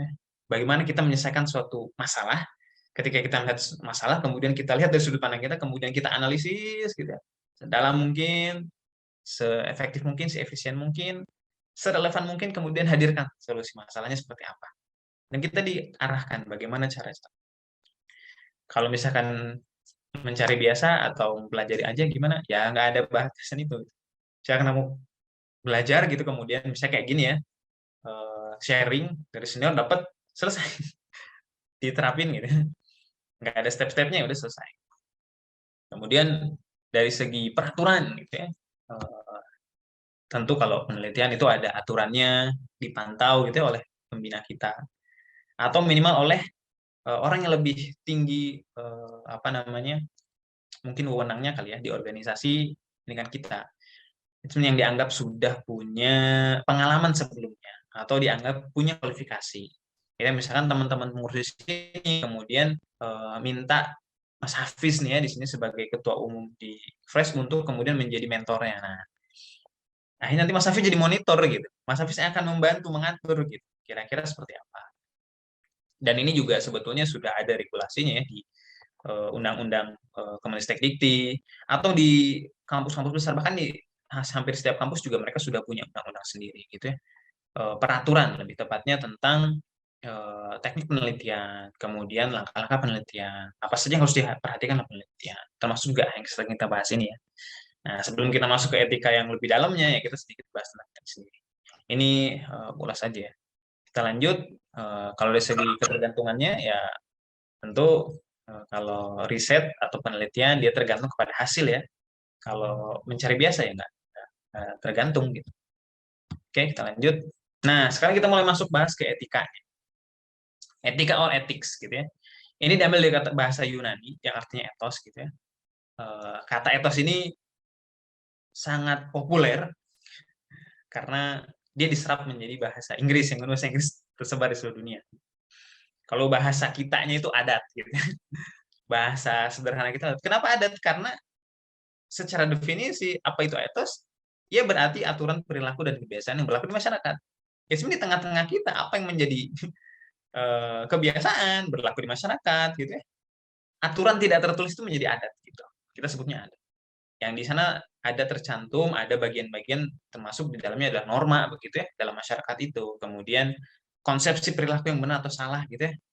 Kalau di apa namanya orang Sunda gitu ya, ketika apa namanya duduk di depan pintu gitu ya, menghalangi pintu, ada konsepsi tentang itu adalah sebuah perilaku yang salah gitu. Kenapa? Karena nanti ada ini. Gitu. Kalau di masyarakat yang lain, suku yang lain gitu ya, harus merantau gitu ya, sampai kemudian mempunyai harta sekian baru bisa pulang lagi gitu. Karena seterusnya. Itu sebuah konsepsi, itu sebuah etik gitu, itu sebuah etos gitu ya. Nah, kemudian berikutnya adalah kesepakatan tentang hubungan manusia. Seperti di bukunya Sapiens ya, Yuval Noah Harari itu salah satu sejarawan yang cukup terkenal belakangan karena satu karyanya, beliau mengilustrasikan etos ini atau kesepakatan tentang hubungan manusia ini itu menjadi sebuah dasar manusia bisa hidup tentram. Di Perancis sebelum ada revolusi industri gitu ya, sebelum ada revolusi besar-besaran gitu ya, ada Pak Edi Prabowo nih. Assalamualaikum Pak Dr. Edi Prabowo. Terima kasih sudah bergabung. Kembali lagi ya. Di Perancis dulu sebelum ada revolusi industri, mereka sangat sepakat dan menomorsatukan kerajaan begitu. Bahkan raja itu dianggap utusan Tuhan. Tapi setelah ada revolusi industri, itu semua dihancurkan, diruntuhkan. Gitu. Mereka semua sepakat merubah aturan hidup dari yang tadinya kerajaan menuju demokrasi. Gitu. Menuju dari rakyat atau rakyat untuk rakyat gitu ya, ke parlemen dan seterusnya. Nah, itu kesepakatan tentang hubungan manusia. Dan dalam penelitian juga ada etika, ada tata keramanya, ada tahapan-tahapan, ada hal yang perlu kita konsen gitu ya terkait hal ini. Gitu. Apa aja itu? Nah, kurang lebih gambarnya seperti ini. Gitu ya. Etika menjadi sikap acuan yang harus dijunjung tinggi dalam pelaksanaan penelitian agar berjalan lancar dan sukses. Kalau misalnya pakai etika, bisa nggak? Mungkin tidak akan masuk jadi penelitian ya, cuman mencari aja. Karena kalau penelitian pasti ada etikanya begitu, ada tahapannya, ada kode etik yang harus kita pahami. Nah, prinsip-prinsipnya ada beberapa. Pertama ada menghormati harkat dan martabat manusia, gitu. Kemudian menghormati privasi dan kerahasiaan subjek penelitian, gitu. Ini nanti kita ulas lebih lanjut ya. Ini saya terangkan sedikit aja. Menghormati keadilan dan inklusivitas, gitu ya. Kemudian memperhitungkan manfaat dan kerugian yang ditimbulkan. Ini penilaian kita ini manfaat nggak sih? Gitu. Kemudian menghormati orang yang rentan. Maksudnya gimana? Ya, mereka yang belum bisa memutuskan mana baik, mana salah, gitu. Atau punya disabilitas kognitif, itu juga hal yang kemudian perlu kita perhatikan. Jangan karena kita apa namanya mewawancara anak-anak, kemudian mereka kita eksploitasi, nggak bisa. Atau orang-orang yang ada gangguan kognitif itu juga tidak bisa. Kemudian masalah kualitatif, bahwa penelitian kita tidak hanya sekedar ngomongin hasil angka statistik kuantitatifnya saja. Kita berharap bahwa penelitian kita ini punya hasil yang memang berkualitas gitu. Kemudian dari segi bahasa juga gitu. Apakah itu bahasa penulisannya, apakah itu bahasa komunikasinya gitu. Yang mana ini menjadi basic yang teman-teman harus pahami. Cara teman-teman kemudian untuk bisa ahli dalam hal ini ya, gimana? Praktek. Ya nanti banyak hal yang kemudian bisa teman-teman latihan lebih lanjut bersama teman-teman fresh ya, dengan teman-teman kakak-kakak panitia di sini ya, untuk kemudian melatih itu. Karena nggak bisa etika dimunculkan kalau nggak dibiasakan gitu ya. Kan tadi di awal kita sepakat bahwa etika ini adalah perilaku, kebiasaan, aturan yang hidup di masyarakat. Kita nggak bisa paham tentang etika ini kalau kita nggak terbiasa menggunakan itu. Kalau kita bicara etika, makanya kita bicara keseharian, dan bicara biasa habit gitu. Nah, habit ini perlu dibentuk lewat organisasi ini, lewat kampus ini, lewat perguruan tinggi. Habit itu dibentuk, etika penelitian dibentuk. Apalagi kalau kita tadi di awal sadar bahwa kita punya tugas dharma perguruan tinggi, salah satunya penelitian dan pengembangan gitu ya. Oke, kita lanjut slide berikutnya. Nah, Ini menarik banget teman-teman sekalian. Di awal tadi saya ulas sedikit tentang adat ya. Kalau bahasa kita adat, bahasa ilmiahnya etika gitu ya. Bahasa teman-teman sebagai kita semua sebagai muslim itu ada adab. Dan ternyata jauh sebelum kemudian etika penelitian hari ini muncul di tengah-tengah kita begitu ya. Populer di tengah akademisi, di tengah scholars, di tengah cendekiawan, sudah ada adab di dalam agama kita yang menerangkan. Ini juga oleh moderator sudah diulas sedikit ya. Siapkan catatan, kemudian ikatlah ilmu dengan tulisan gitu ya. Relate nih sama yang disampaikan oleh Imam Syafi'i rahimahullah gitu ya. Dalam sebuah diwan Syafi'inya beliau begitu ya, dalam karyanya beliau menulis bahwa ilmu adalah buruan dan tulisan adalah ikatannya. Ikatlah buruanmu dengan tali yang kuat. Kemudian di situ dikasih sebuah perumpamaan. Ini harusnya kita yang punya akal sehat gitu. Kita yang punya kesadaran, kita yang paham, harusnya kita refleksi dengan ini. Artinya kita berusaha semaksimal mungkin untuk mencatat ilmu gitu ya. Mencatat apa yang kita sedang kaji, sedang kita bahas, atau apapun itu gitu. Nah, kata beliau apa? Termasuk kebodohan kalau engkau memburu kijang, setelah itu kamu tinggalkan terlepas begitu saja. Jadi kita udah niat nih ya dari pagi gitu kan, udah siap-siap gitu kan, udah mandi bersih gitu. Kemudian ikut kajian, ikut materi, ikut training, ikut webinar, ikut seminar. Terus merhatiin aja gitu kan. Nggak dicatat. Nah, ini jadi satu hal yang kemudian tidak ada adab di dalamnya gitu ya. Nah, ini saya kasih ilustrasi bukunya Imam Az-Zarnuji ya. Di sini ada 12 pasal tentang pentingnya adab sebelum ilmu. Dari mulai niat sampai kemudian nanti manfaat daripada ilmu itu sendiri bagi kita. Nah, lebih detailnya nanti teman-teman boleh baca gitu ya. Kalau ada kesempatan, ada waktu. Banyak hal yang kemudian diulasnya. Termasuk juga kita coba kembali ke slide sebelumnya tentang menghormati harkat dan martabat manusia. Teman-teman mungkin pernah mendengar atau mungkin pernah ikut satu kajian kemudian di situ diulas tentang bagaimana cara ulama, cara guru, cara pembimbing-pembimbing terdahulu itu menegur saudaranya atau sesama guru gitu, ketika dia salah. Salah satunya contoh kisah tentang seorang guru yang kemudian dia mengajar, posisi dia mengajar itu dalam keadaan teduh gitu, kena teduh pohon, sedangkan murid-muridnya kena panas. Pembimbing ini, guru ini, ustadz ini gitu ya, atau syekh ini atau apa sebutannya gitu ya, itu tidak ditegur saat itu. Bapak ngajar ke anak-anak, anak-anaknya kena sinar matahari, kepanasan, kok bapak teduh aja? Enggak di depan mereka. Karena harkat dan martabat manusia dihormati di situ, akhirnya dipanggil pelan-pelan, baru dibisikin. Kemarin itu kamu ngajar kayak gini. Luar biasa. Itu adab gitu. Kemudian menghormati privasi dan kerahasiaan. Ini udah pasti gitu ya. Banyak hal-hal yang kemudian dari komunikasi itu dijaga sekali. Apalagi kalau bicara keadilan dan inklusivitas gitu ya. Kita mengenal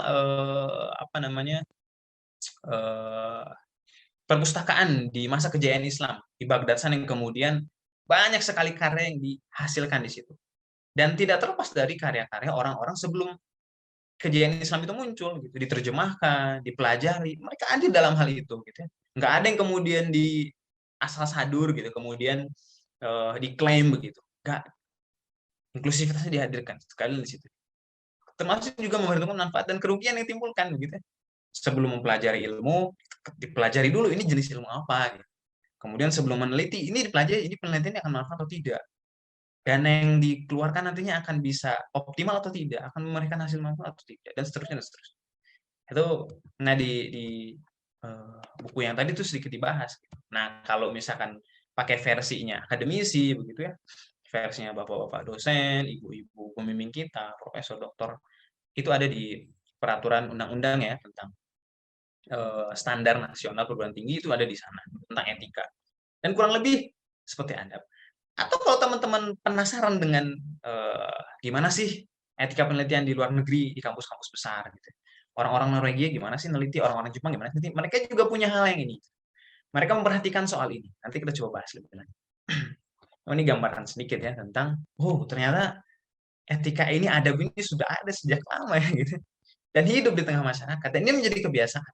Dan kebiasaan para penuntut ilmu, para akademisi, para cendekiawan, para scholars adalah yang pertama dia sadar tentang etika, sadar tentang adab, sadar tentang bahwa sesuatu yang sedang dikerjain yang diperjuangannya ini bukan yang main-main, terutama buat kontribusi kebermanfaatan di umat manusia. Oke, makanya ada adabnya gitu ya, agar kita tidak asal juga dengan ilmu pengetahuan kita malah jadi salah bikin kebijakan gitu ya. Oke, banyaklah hal itu contohnya. Nanti kita bisa berkait di tanya jawab. Nah, ini saya coba ulas lagi tentang hak atas pelaksanaan penelitian. Yang ini juga penting ya untuk teman-teman sadari ya. Jadi setidaknya ada 4 gitu ya menurut Dr. Endah gitu ya, salah satu dosen dari Universitas di Jawa Tengah begitu ya. Beliau menyampaikan bahwa hak masyarakat atas penelitian itu adalah memperoleh hasil, informasi yang penting. Kemudian memperoleh juga hasil yang objektif. Jadi kalau teman-teman melakukan penelitian, bahwa disadarilah bahwa di penelitian teman itu ada hak yang teman-teman harus tunaikan kepada masyarakat. Apa itu? Informasi yang penting dan hasil yang objektif. Jadi selalu dicari tahu, selalu nih dihadirkan semua bahwa penelitian saya ini harus bermanfaat masyarakat gitu loh. Gitu. Kalau misalnya ada yang sudah lewat gitu, kemarin saya penelitian tentang ini nggak bermanfaat masyarakat, ya nggak apa-apa. Itu latihan buat kita. Cuman makin ke sini, makin kita terbiasa. Ya. Coba dihadirkan. Kemudian hak atas masyarakat juga adalah privasi gitu ya. Jadi yang jadi subjek penelitiannya nanti kita jaga privasi. Nah kemudian hak yang kedua adalah hak dari subjek penelitiannya. Mereka punya free will, kehendak bebas untuk memilih apakah terlibat dengan mereka atau tidak. Kita nggak bisa memaksa mereka. Misalnya kita mau melakukan penelitian di masyarakat di Kota Depok begitu di RT sekian, RW sekian, desa ini, kelurahan ini, kecamatan ini gitu. Terus kita maksa mereka harus ikut gitu, nggak bisa gitu. Nah, kita harus melakukan pendekatan yang baik gitu. Tadi udah dibahas di awal, ada normanya, ada etikanya, bahasanya gitu, pendekatan terus. Kemudian hak yang lain adalah memperoleh keamanan, kenyamanan gitu ya. Ya tadi gitu. Mereka harus dapat keamanan, kenyamanan. Kita nggak boleh bawa polisi gitu kan, untuk kemudian mereka mau jadi objek penelitian kita gitu ya. Atau bawa aparat atau bawa preman gitu. Kamu kalau nggak ikut diancam gitu, nggak mungkin, nggak bisa gitu. Kemudian ada juga informed consent. Nanti kita bahas informed consent di berikutnya. Maksudnya informasi-informasi yang harus diketahui oleh subjek penelitian. Jadi peneliti ini harus ngasih tahu dulu nih, oh Bapak Ibu, ini penelitian saya tentang ini, nanti kayak gini, terus Bapak Ibu diminta untuk seperti ini, dan seterusnya sampai detail. Termasuk insentif yang akan kita berikan kepada subjek penelitian ketika kita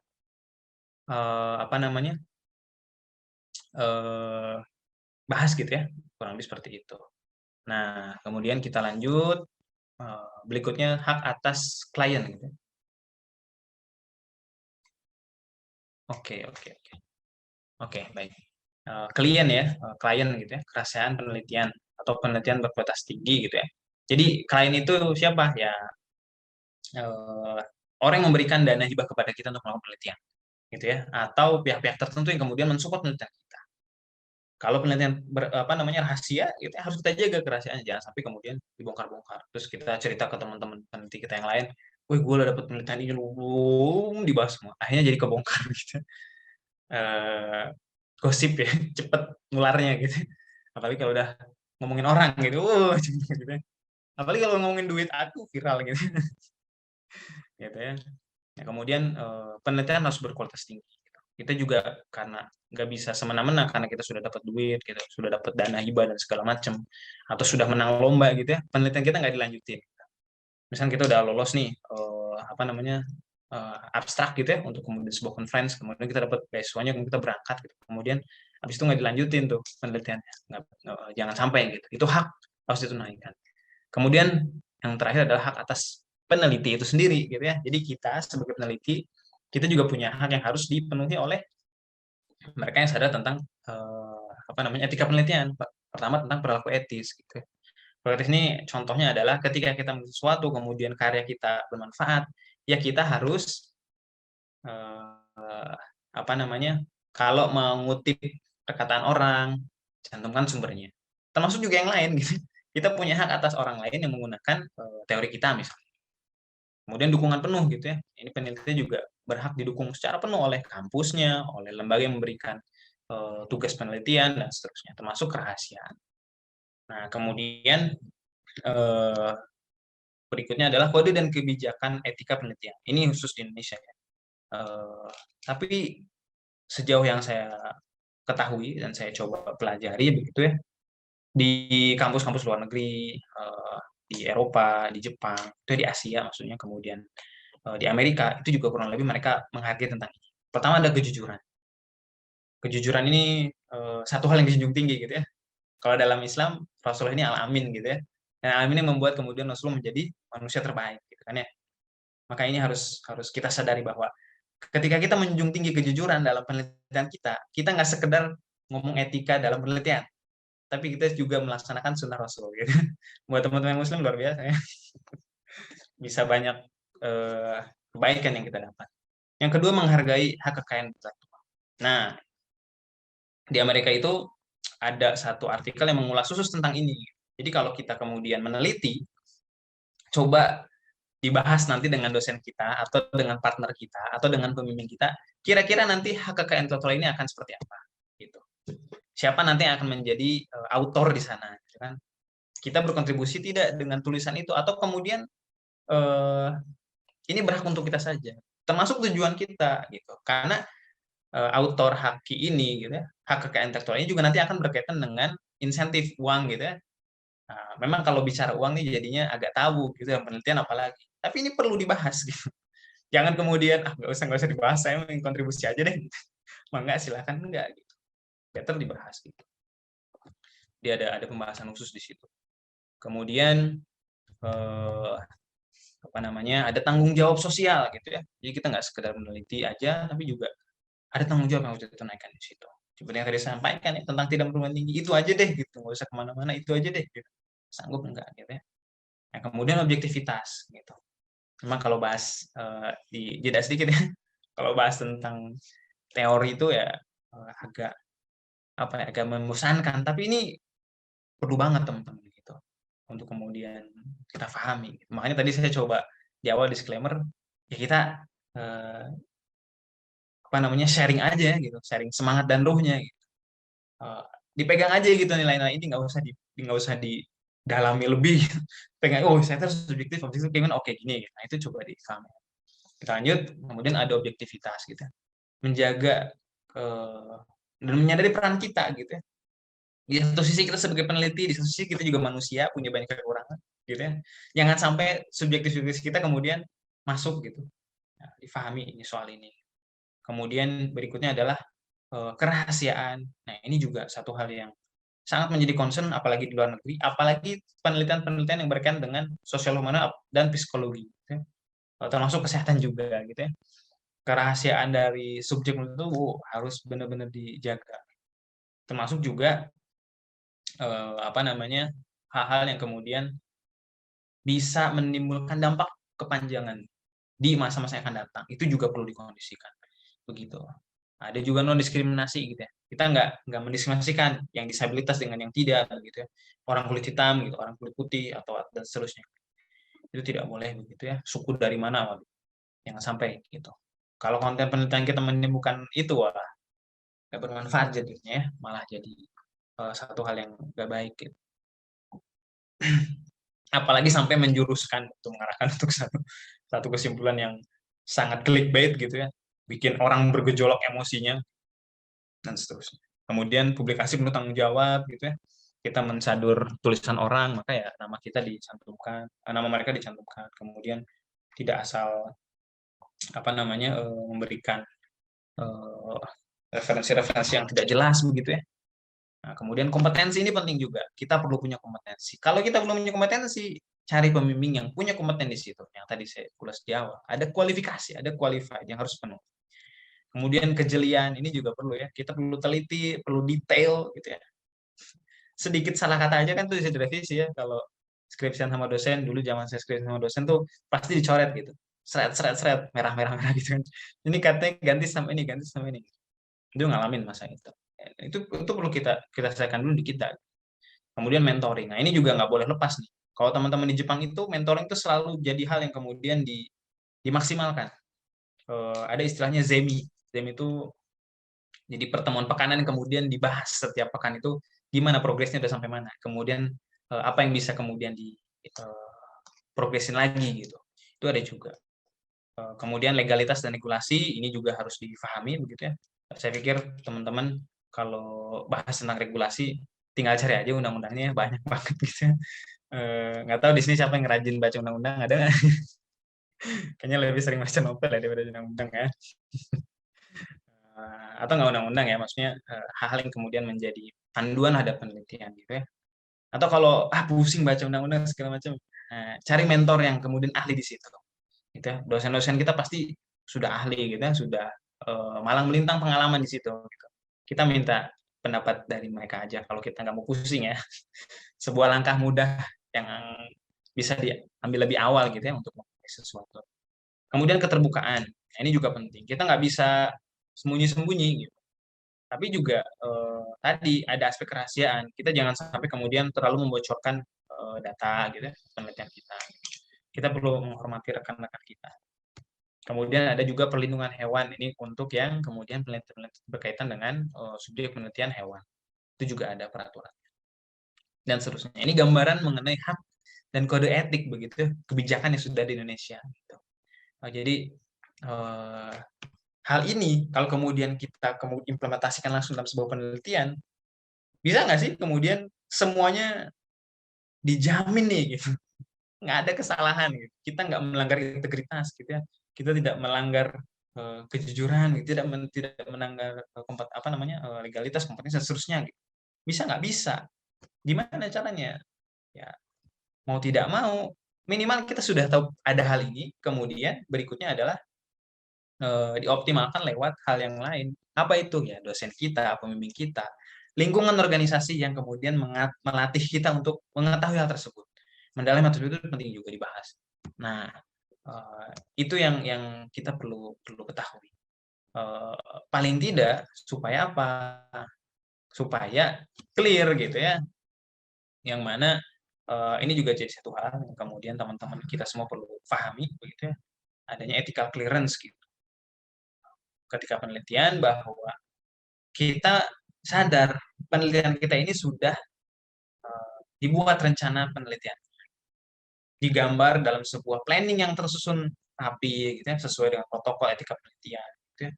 Kemudian telah dilakukan kajian dan telah memenuhi kaidah etik, gitu ya, atau kode etik sehingga layak dilaksanakan.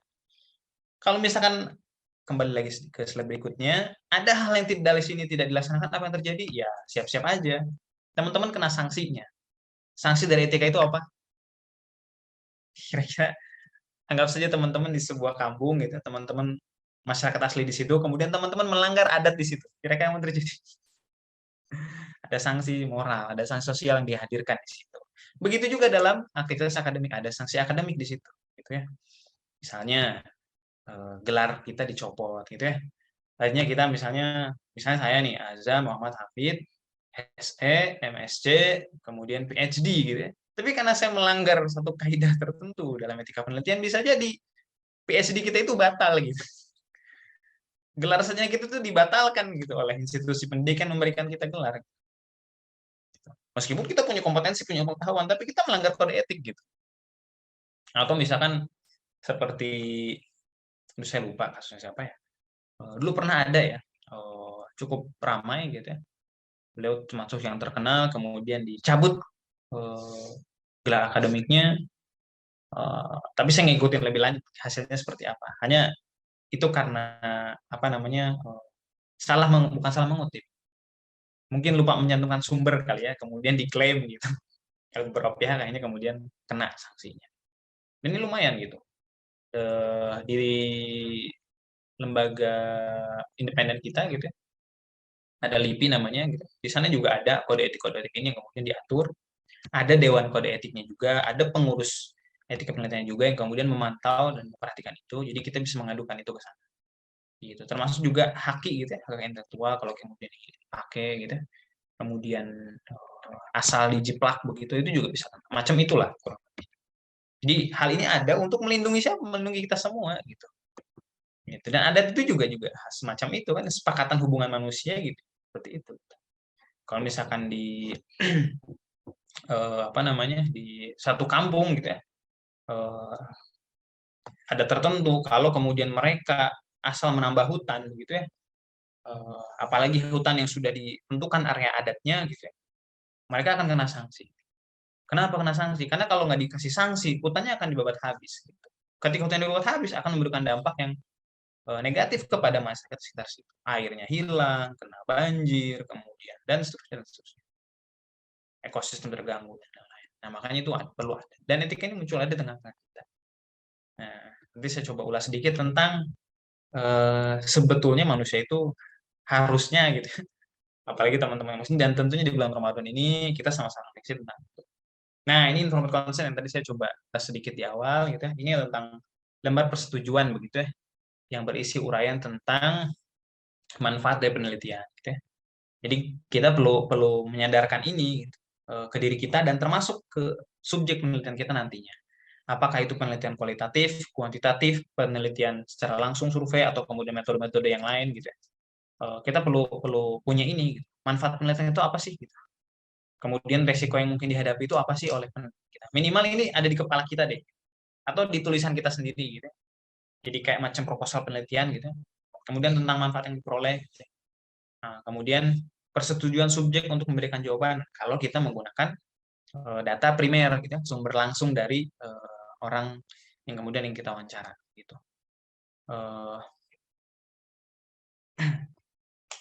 Kemudian juga persetujuan subjek untuk dapat mundur kapan saja. Gitu. Ini juga penting. Gitu ya.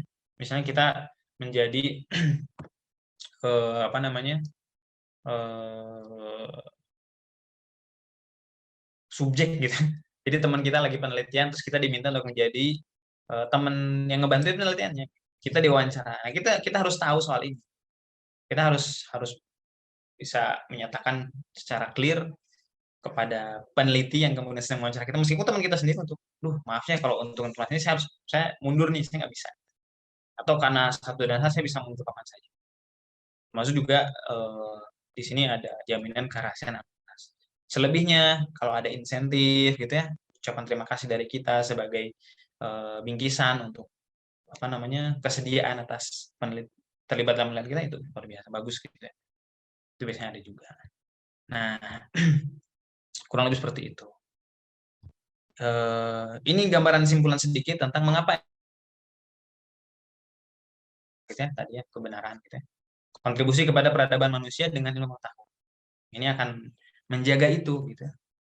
Coba bayangin deh, simpelnya ya, kalau misalkan perkataan-perkataan Rasulullah SAW di zaman dulu 14 abad yang lalu itu tidak disortir oleh para ahli hadis, tidak disortir oleh para ulama-ulama, apa yang terjadi? Kayaknya chaos deh. Banyak hadis-hadis yang kemudian sekarang klasifikasinya ada yang doif, ada yang sohih, ada yang kemudian maudu, ada yang kemudian hasan gitu ya.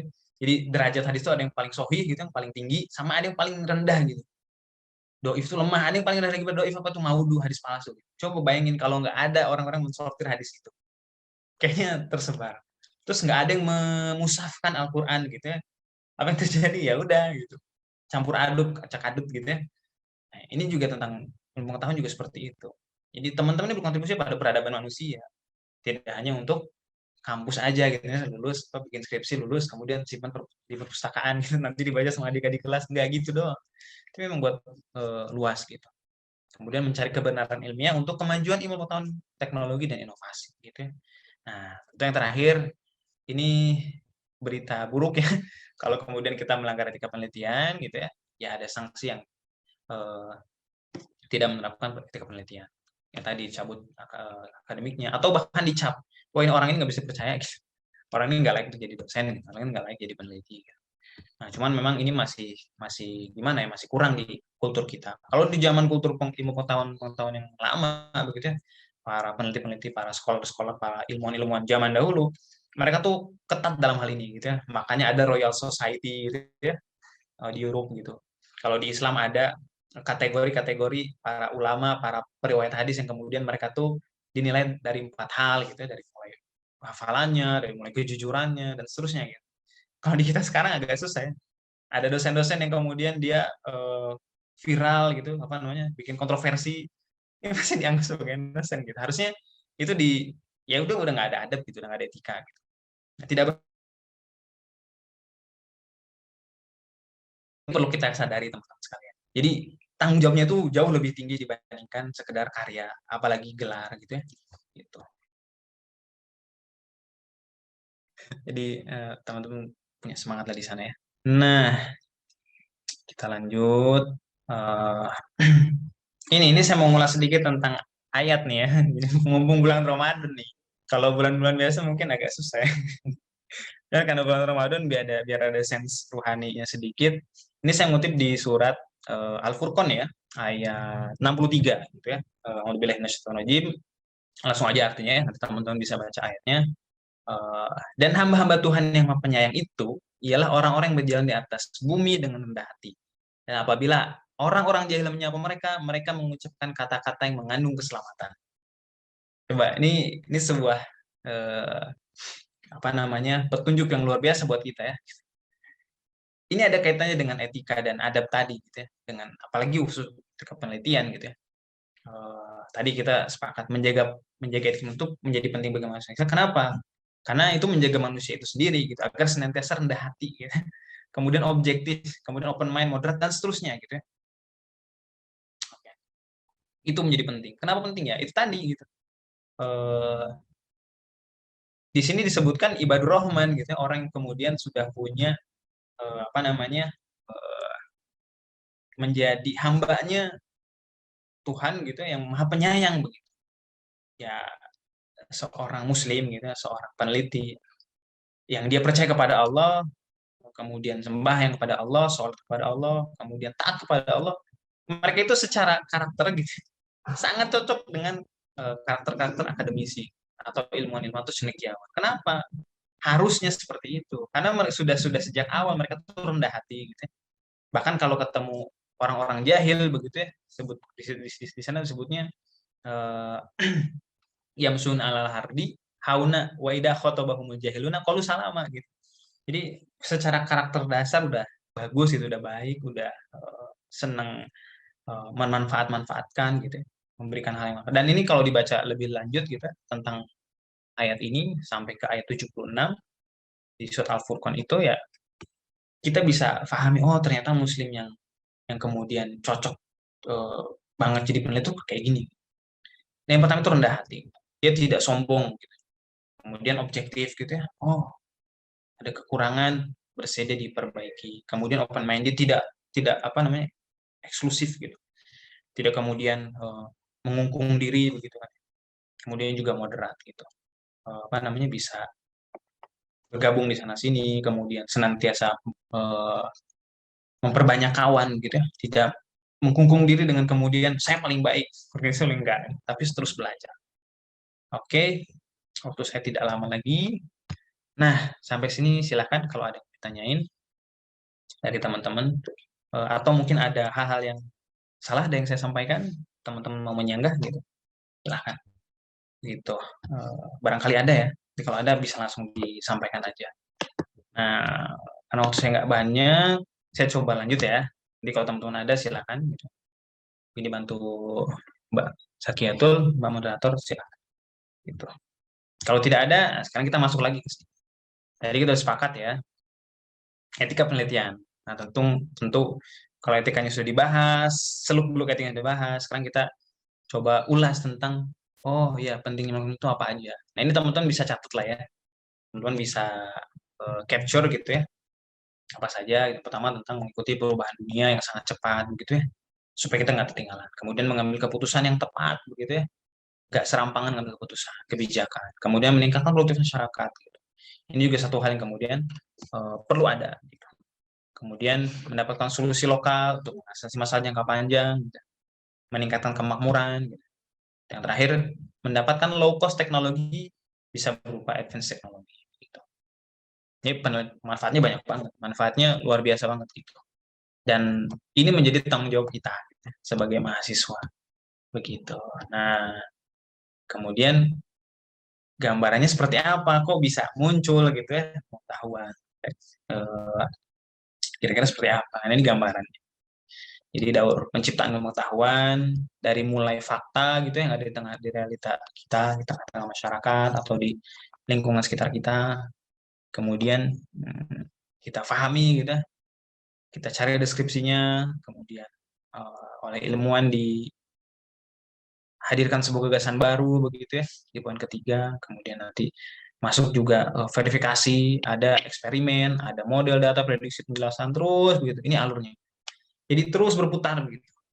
Muncul fakta baru, ketemu baru, muncul fakta baru, atau setelah jadi teori kemudian dipakai untuk memvalidasi masalah-masalah baru, mengidentifikasi sebuah fakta. Jadilah pengetahuan dalam penciptaan.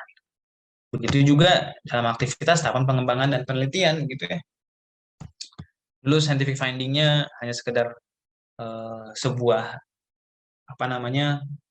tabung yang kemudian bentuknya bulat kemudian ditendang ternyata bisa menggelinding begitu. Ternyata itu bisa dipakai untuk kemudian hal-hal yang bermanfaat berikutnya. Sampai akhirnya muncul dampak-dampak sosioekonomik berupa teknologi mesin, mobil gitu ya, roda dan seterusnya.